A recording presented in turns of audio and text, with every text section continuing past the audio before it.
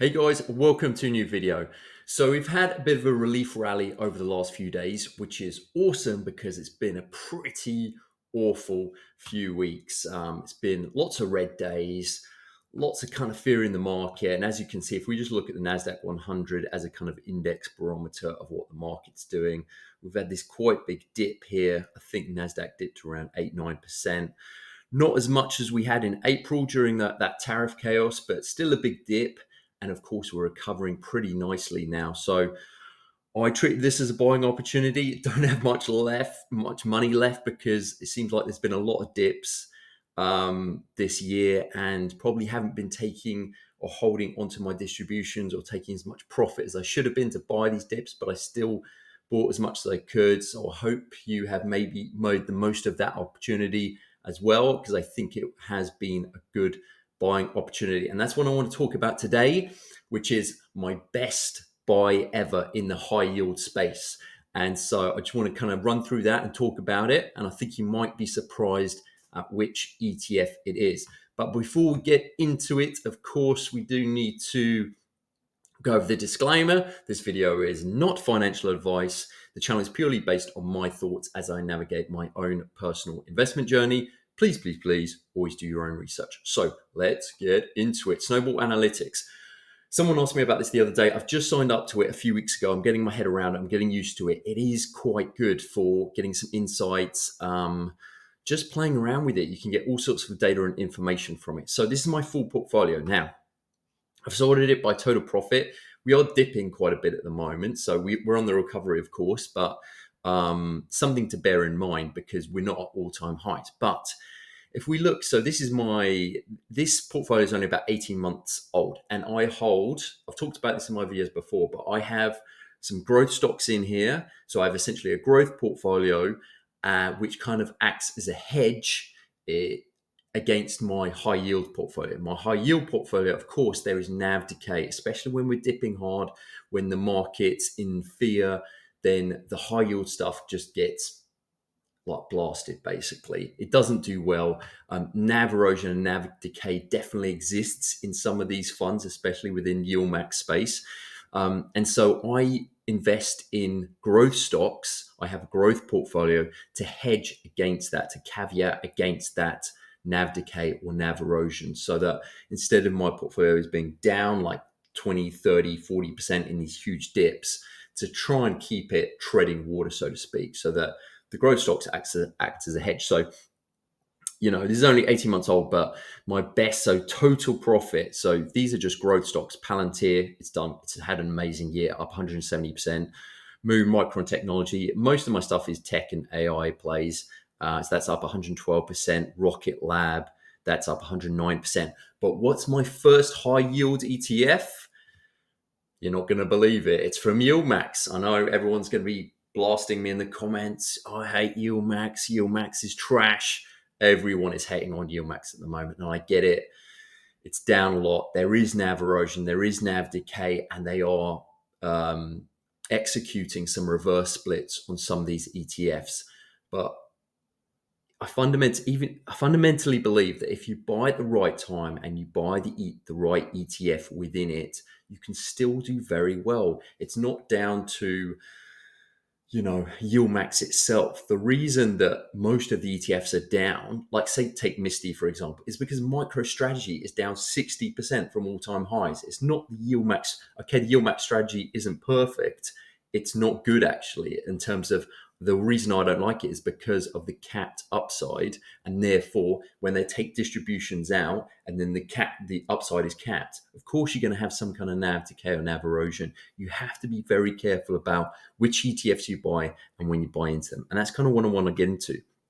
But if you look at CVNY, that's up 85% total profit since I got into it. And then if you look at my second best high yield ETF, it's PLTY, up 32%, up $6,600 since I got into it as a total profit, $6,600. So YieldMax can work if you have the right strategy, if you get into it at the right time and you choose the right ETFs. I know that people are not going to like hearing this, and I will get blasted in the comments for it, but it's not YieldMax that, okay, their strategy isn't perfect and I prefer Rex and I prefer round hill, but there's still opportunities in the yield max space if you get in at the right time and get into the right ETFs. That's just my opinion, and that's what we're going to talk about. My next one is AMDW. I do love the round hill funds. They're leveraged, though. There is risk to them. If they're going down, you're going to be smashed. If they're going down 120%. If something goes down 10%, then you're going to go down 12% because there is that leverage. But still up 28% from that one. So these are kind of my best ones. So I just want to talk about my best high yield ETF, which is CVNY, which is Kavana. People will be like, what even is that ETF? What is CVNY? Because it's not a popular one. Most people don't talk about it. I had no idea what Kavana was, but I just want to run through my thought process on it because this is the CVNY over the last year. So this is the chart. And if you'll see, there is a little dot on this chart as to where I bought it.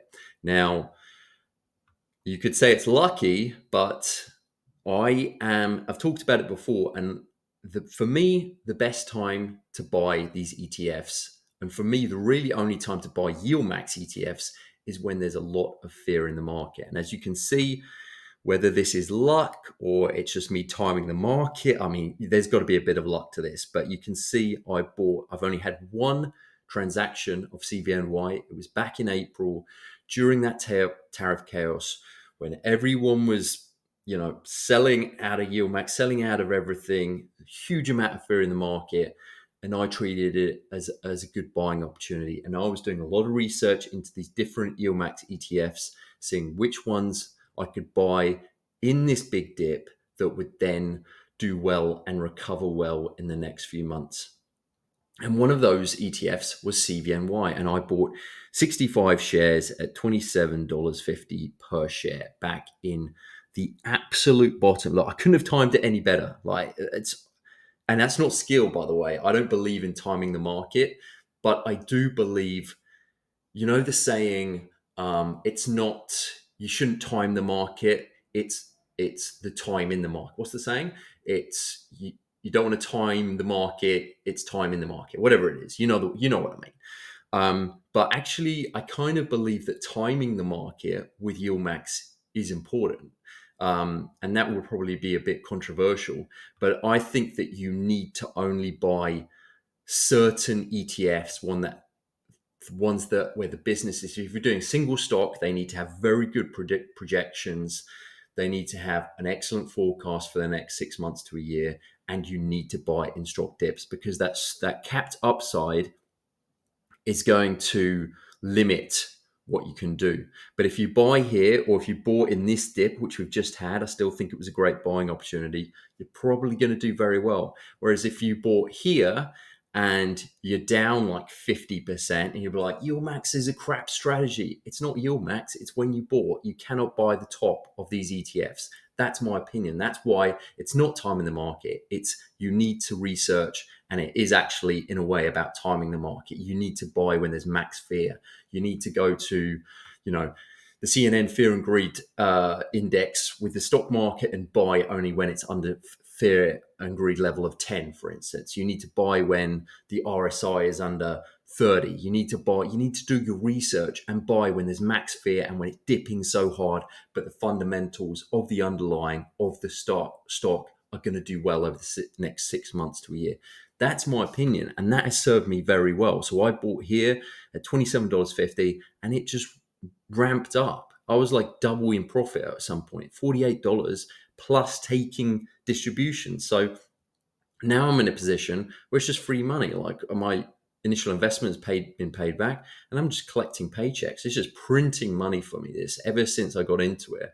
And yeah, we've been in a pullback, so my total profit isn't as good now as it has been back here when it was doing much better, because we've had a bad 3 or 4 weeks. November's been awful, but it's still a good opportunity. So my cost basis was $1,787, and I've received over $1,000 of dividends since then, and I'm in a capital gain. So my total profit at the moment is $1,529 from an investment of $1,787. So that's a total profit percentage of 85%, which is amazing. And it's a yield max ETF. So yield max does work, in my opinion, but you have to have strict rules on what you're buying and when you're buying them. So that's just something that I wanted to showcase, because I think, we've had a bit of a dip here. And if we go back to the chart, where I think I've been buying quite a bit here, and I think it's a similar opportunity. I think there were some good buys, some good opportunities, whether it's within Yield Max, Rex, or Roundhill. There've been some great buying opportunities. If you look at who, like, that was down under $50 a share. It's now already back up to $60 a share. The Roundhill Hood ETF I'm talking about. Like, it was such a good buying opportunity, and now we're back in profit with who? With the Robinhood Roundhill ETF. So I just think that's really important, is that I do think it's with these ETFs specifically for Yield Max, is that it's very important when you buy them, which ones you get into, and so that you understand the business. If we look at Kavana now, see, I had no idea about this company when I got into it, but I started researching all the ones that looked like they had potential. And Kavana, to me, in Australia, I'd never heard of it. It's not here in Australia. It's an e-commerce platform, apparently, where you deal in used cars, you buy and sell used cars type thing. E-commerce platform, like, pretty standard thing. But its projections were really good. Its earnings were really good. And then even if you look at it now, this is its current forecast. It's trading. We've had this dip, and it's just recovered nicely. So this would have been a good dip to buy. And again, I could have added to my position. It was down at 303. It's now at 357. So it's obviously a company that's still doing well, because the projections are from the analysts that it could hit, that the average projection is a $419 price tag, which is up quite a bit from where we are now, and a max of 500, which is massively up. So it's still even a good buying opportunity. If you look at what the analysts are saying, 17 have positioned it as a strong buy, only 1 as a strong sell. So there's still opportunity in some of these Yield Max ETFs. But like I said, for me, it's just really important as to when you buy, because now this thing has just been, I've been positive in my share price ever since I got into it back in April. So it just prints me money every time there's a distribution, every single week. It used to be monthly, now it's weekly. Okay, we've had a bit of a dip, but this should get back up to here, and I'll be in a bigger capital gain than I am now. I wish I should have invested more. I wish I'd invested like 10 grand, 20 grand. But obviously, in hindsight, you do what you can do at the time.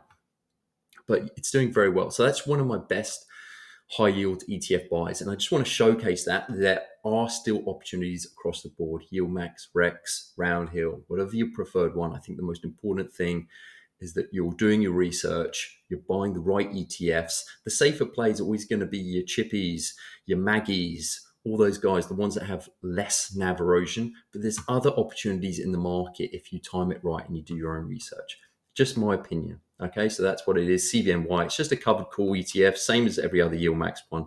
Distribution rate of 61%. And I think that's important too, because if you go for the ETFs that have really high distribution rates, like 90%, 100%, and that's what I used to do when I first got into the space, I was like, I'm going for my Misties, my Conies, SMCYs that are giving 100% distribution. But really, it's buying into the companies that are priced, that are undervalued at the moment, that have a I think the sweet spot is between 30% and 60, 70% distribution, because at least they then have the opportunity to recover the NAV from that price. If you're paying out 100% every week, or annualized 100%, it's much, much harder.